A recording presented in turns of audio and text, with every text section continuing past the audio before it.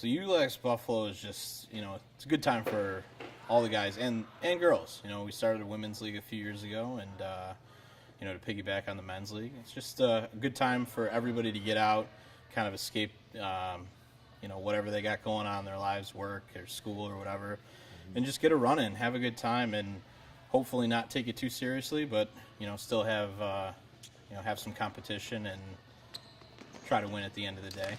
Mm-hmm. There's so many intricacies and just tips and tricks that helped out getting the league started, and then the infrastructure is just huge. Having a website where people can sign up easily, and things on the back end, just insurance for the players, and getting jerseys taken care of, and championship t-shirts and all that type of stuff. It takes a load off of guys like me and the managers, that we can just make sure we're managing the league. We don't have to worry about too much of the back end stuff. We come out here, we meet the guys, get people checked in, and get them their jerseys and stuff. It's great. The support makes it easier. It's been fantastic. And there really are kind of two sides of running a ULAX league. You have the before the league, reaching out to the right guys that are going to help build teams.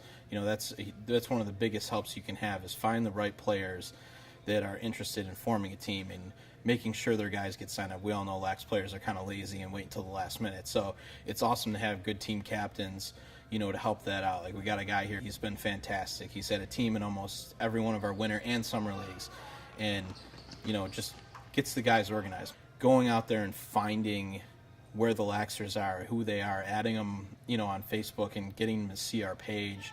People aren't just, relying on an email to tell them when a league is starting. They can see it on social media. That helps quite a bit. Because, in the beginning when you're setting up a league, nobody knows about you, and word of mouth is the best way to do it.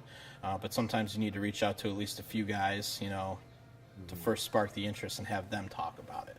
A lot of it is just in building relationships with guys and, having them buy into the fact that this league is going to be awesome, and it is. And they realize that after they sign up and they've played, and they keep coming back. On the flip side of things, you got, that's more the marketing, but then the management, making sure you're organized. That's been a key thing for me. Having the rosters and everything ready to go for, the first day. So when people come and check in, and whether they need to pay or they have already paid or whatever, they need to get their jerseys, and we need to record their number and stuff so we can put the stats on the website.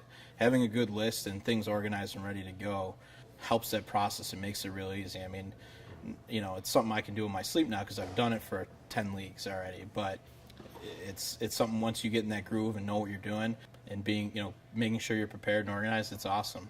And then week to week, it's a lot of fun, meeting the guys, talking to them. Every league I make it a point, I want to make sure I really kind of get to know 10 new guys, so I can visually look at them and say, hey Tom, or hey Joe, or whatever, I know your name, I know who you are, glad you're back. I want to know the guys. A lot of times it's more than 10, but that's my kind of minimum. I want to make sure by the end of the year I know new people, I know new faces, and I built a relationship with them so they feel comfortable coming to me with whatever, any questions or concerns or whatever. When the season's in session, it's making sure it runs smooth and update stats and, record your hours for your refs and all that type of stuff, and it's a good time.